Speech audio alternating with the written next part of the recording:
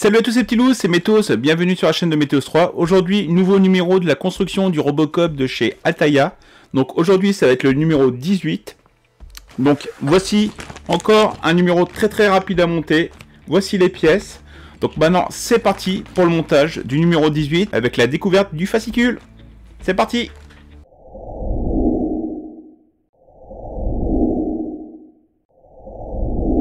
Donc nous voici partis pour la découverte du fascicule 18 et dans ce fascicule nous allons aborder tout ce qui était effets spéciaux à l'époque. Donc c'est vrai que le film Robocop à l'époque avait un petit budget et je pense que les réalisateurs ont mis de côté un petit peu les effets spéciaux pour se concentrer plus sur les costumes, sur les véhicules, sur peut-être les musiques, tout ça, je ne sais pas trop.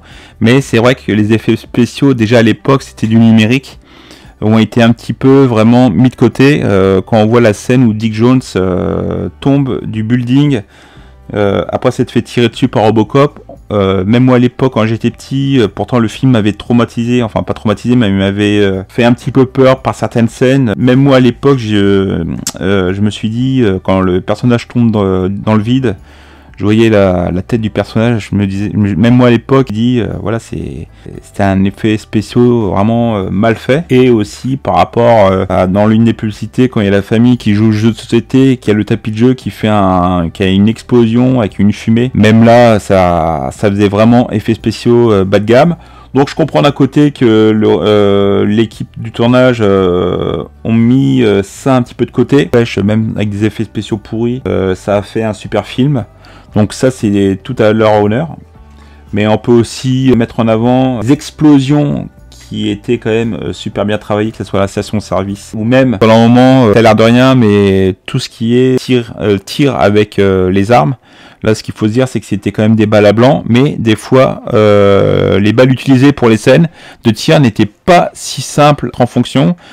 Car entre les armes qui s'enrayaient ou même la combustion lors des tirs, cela pouvait présenter un risque assez majeur. C'est pour ça que dans l'entrepôt avec des trafiquants de drogue, toutes les scènes de tir ont été divisées en plusieurs séquences et regroupées après pour éviter que les acteurs qui tiraient avec les armes ne courent de gros risques.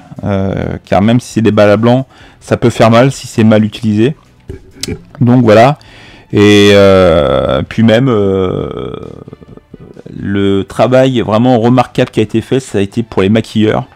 Que ça soit pour Emile avec son déguisement de zombie, ou même au début le pauvre cadre qui se fait tirer dessus par le D209.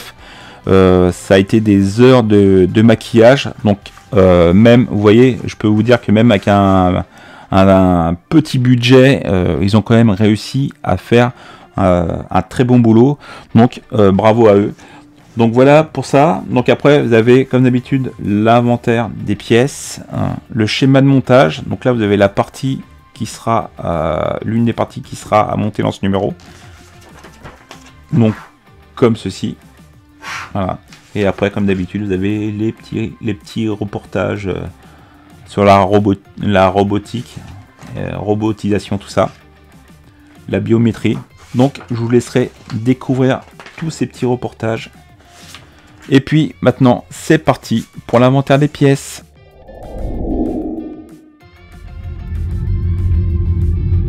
Donc, l'inventaire des pièces, vous avez déjà en 18A la partie inférieure de l'articulation A.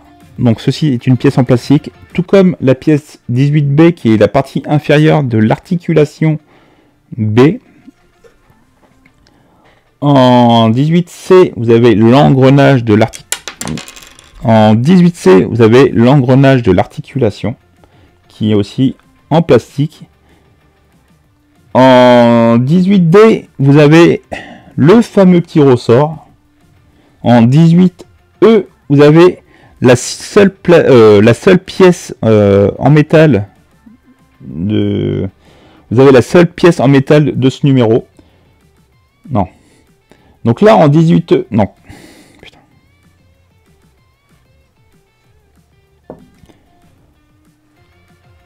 Donc là en 18E, vous avez la partie supérieure de l'articulation qui est une pièce en métal. Après en 18F, vous avez ce petit morceau. C'est le support d'écrou. C'est vraiment une toute petite pièce. En 18G, vous avez l'écrou. En 18H, vous avez l'une des vis. Et après, les deux sachets de vis séparés. Des vis SP et BP. Donc maintenant, c'est parti pour le montage.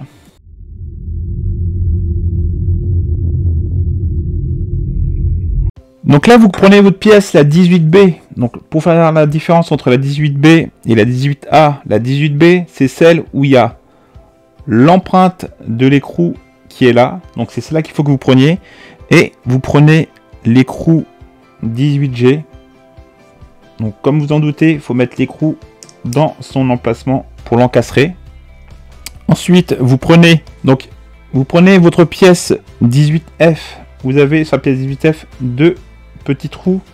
Ça va exactement au même endroit que sur la pièce 18B.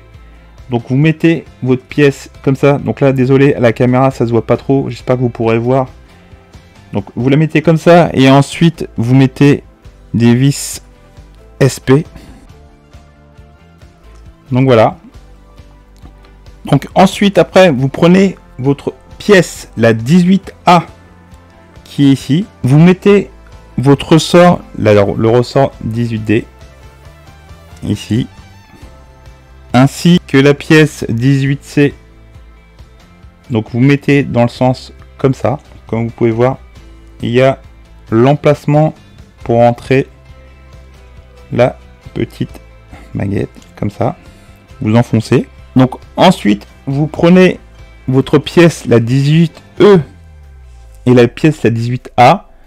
Donc vous allez voir, vous mettez dans le sens où les deux rainures se chevauchent. Donc vous avez un côté qui est lisse et l'autre côté avec gagnure. Donc évidemment, vous mettez le côté où il y a la rainure. Ensuite, vous prenez votre pièce, la 18B. Vous l'encastrez de façon à ce qu'il y ait les deux trous là qui aillent parallèlement avec les deux qui sont là.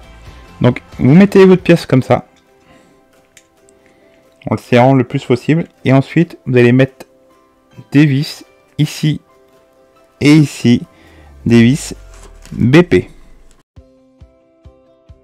Et après, vous n'avez plus qu'à mettre dans l'autre sens la vis 18H ici. Vérifiez bien que l'articulation a un peu de jeu. Voilà, comme ceci. Donc, cela fonctionne. Donc maintenant, passons à la conclusion. Go!